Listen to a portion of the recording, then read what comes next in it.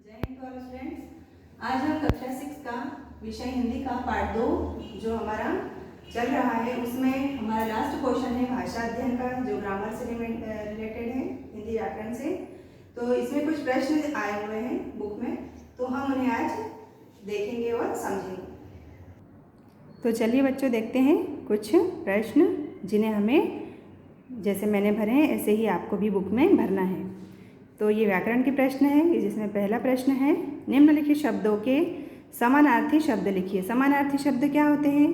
समानार्थी शब्द ऐसे शब्द जो दिए हुए शब्दों के समान ही उनका अर्थ निकले। ठीक है, तो यहाँ पर कुछ आपको शब्द दे रखे हैं, आपको इन्हीं के समान अर्थ वाले दूसरे शब्द लिखना है। ठीक है, तो चलिए देखते हैं। पहला क्या है? शक्ति। शक्ति को हम और किस नाम से और बोल सकते हैं या जानते हैं? शक्ति मतलब ताकत, तो ये इसका समानार्थी शब्द होगा ताकत। दूसरा है मार्ग। मार्ग का समान अर्थ वाला दूसरा शब्द क्या है?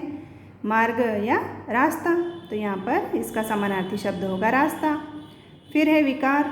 विकार मतलब दुर्गुण, मतलब बुरे गुण, तो विकार का समानार्थी शब्द होगा दुर्गुण, मतलब बुरे गुण। फिर है स्नेह। स्नेह का समानार्थी शब्द है, स्नेह मतलब प्रेम, लगाव, तो इसका समानार्थी शब्द क्या होगा? प्रेम या लगाव। फिर है निर्णय। निर्णय मतलब इसका समानार्थी शब्द होगा फैसला, निर्णय लेना या कोई भी फैसला लेना, तो ये इसका समानार्थी शब्द हुआ फैसला। फिर है ग्रंथि। ग्रंथि का समानार्थी शब्द है गांठ, है ना, मतलब कोई भी हमारे मन में गांठ बांध देना, तो उसे क्या? ग्रंथि का समानार्थी शब्द होगा गांठ। तो ये थे कुछ समानार्थी शब्द। अब है अगला ख वाला। बताइए निम्नलिखित शब्द व्याकरण की दृष्टि से क्या है? मतलब यहाँ कुछ आपको शब्द दिए हुए हैं, पढ़ने में तो ये हिंदी के शब्द ही लग रहे हैं। ठीक है, जीवन है, ग्रंथि है, निर्विकार, बुद्धि, हितकारी, बुद्धिमान, ये सारे शब्द हैं, लेकिन ये शब्द व्याकरण की दृष्टि से क्या है? व्याकरण में क्या क्या चीज़ें होती हैं? संज्ञा, सर्वनाम, क्रिया, विशेषण, है ना, ये सब चीज़ें व्याकरण की दृष्टि से होती है। तो हमें इन शब्दों को भी देखकर बताना है कि ये संज्ञा है, ये सर्वनाम शब्द है या विशेषण शब्द है। तो देखते हैं हम कि ये जो शब्द हमें दिए हुए हैं ये संज्ञा की दृष्टि से इन्हें क्या कहा जाता है। ठीक है, तो पहला क्या है? जीवन।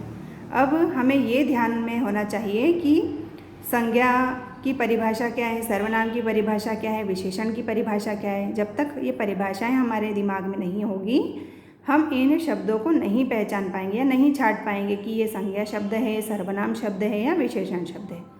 तो देखते हैं जीवन। तो पहले यहाँ पर ये कौन सा शब्द है? ये संज्ञा शब्द है, तो संज्ञा की परिभाषा हमारे दिमाग में आनी चाहिए। संज्ञा ऐसे जो किसी व्यक्ति, वस्तु, स्थान या भाव के नाम का बोध कराए, वो संज्ञा शब्द है। तो यहाँ पर जीवन क्या है? जीवन है संज्ञा शब्द, तो इसके सामने हम लिखेंगे संज्ञा, है ना, क्योंकि ये संज्ञा शब्द के अंतर्गत आता है, इसलिए इसके सामने हम संज्ञा लिखेंगे। ठीक है, दूसरा है निर्विकार। निर्विकार शब्द भी संज्ञा शब्द है। फिर है हितकारी। हितकारी ये कौन सा शब्द है? ये विशेषण शब्द है। अब विशेषण की परिभाषा क्या है? संज्ञा या सर्वनाम की विशेषता बताने वाले शब्दों को क्या कहते हैं? विशेषण कहते हैं। जैसे एक वाक्य मैंने कहा, मोहित या ये वस्तु हमारे लिए बहुत हितकारी है, तो वस्तु की विशेषता कौन बता रहे? वस्तु हो गई संज्ञा शब्द, और उस वस्तु की विशेषता क्या है? हितकारी।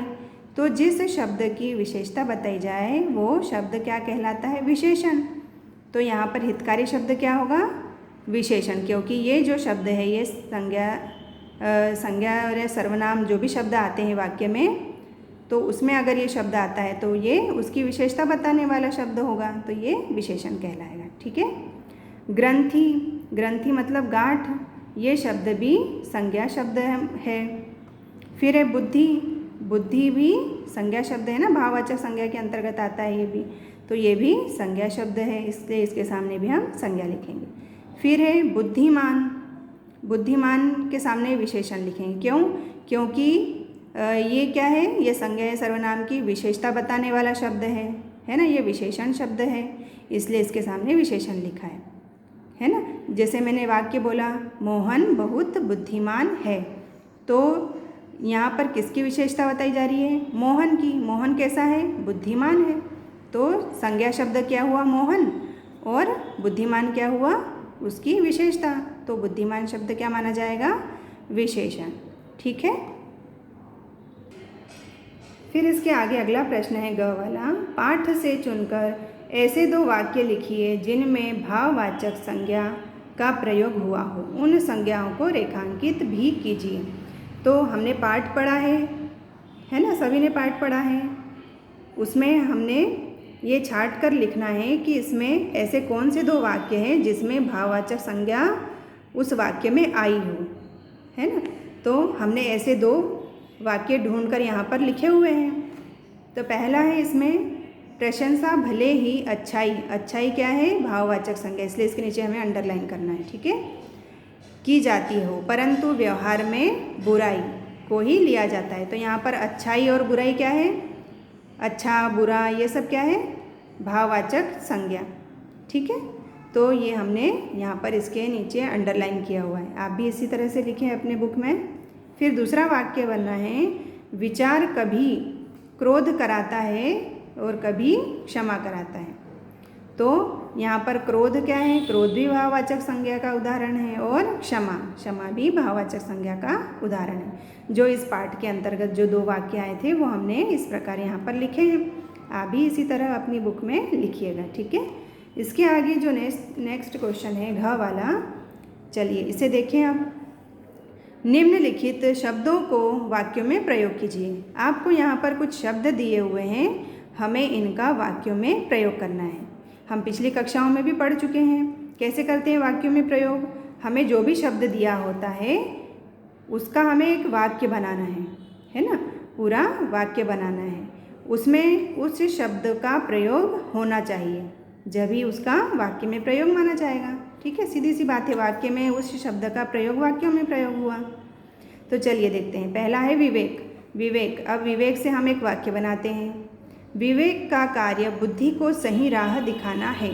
ठीक है, ये हो गया कंप्लीट वाक्य, उसमें हमारा जो शब्द यहाँ दे रखा है वो भी इस वाक्य में हमने शामिल किया हुआ है। इसी तरह हमारा वाक्य इसे पूरा करना है। दूसरा है समर्पण। अब समर्पण शब्द हमारे इस वाक्य में आना चाहिए। तो चलिए देखिए वाक्य, शिष्य सदैव गुरु के प्रति समर्पण की भावना रखता है। ठीक है, तो जहाँ पर भी हमारा जो शब्द आता है वाक्य के अंतर्गत उसके नीचे हमें अंडरलाइन करना ज़रूरी है। फिर है सृजन। सृजन शब्द से वाक्य बनाते हैं, कुछ लोग समाज में सृजन कार्य में लगे रहते हैं। इस तरह से हमें वाक्य बनाना है, और जहाँ पर भी हमारा शब्द आता है उसके नीचे अंडरलाइन। अगला है आचरण। आचरण मनुष्य का गहना है। ठीक है, तो यहाँ पर ये आचरण शब्द आया, तो इसके नीचे हमें इस तरह से अंडरलाइन करनी है। फिर है भीषण। अब भीषण से हमें वाक्य बनाना है, तो चलिए देखिए, कौरव व पांडवों के बीच भीषण युद्ध हुआ। ये वाक्य बना, और इसमें जहाँ शब्द आया है हमारा उसके नीचे अंडरलाइन। ठीक है, अब अगला है ग्रंथि। चलिए इससे वाक्य बनाते हैं, विचारों की ग्रंथि मनुष्य को मानसिक रोगी बना देता है। ठीक है, तो ये कुछ थे शब्द जिनका प्रयोग करके हमने वाक्यों में इनका प्रयोग किया है, जिन शब्दों का। तो आपको भी इसी तरह से अपनी किताब में भरना है, फिल करना है। तो आज के लिए इतना ही। जय हिंद, धन्यवाद।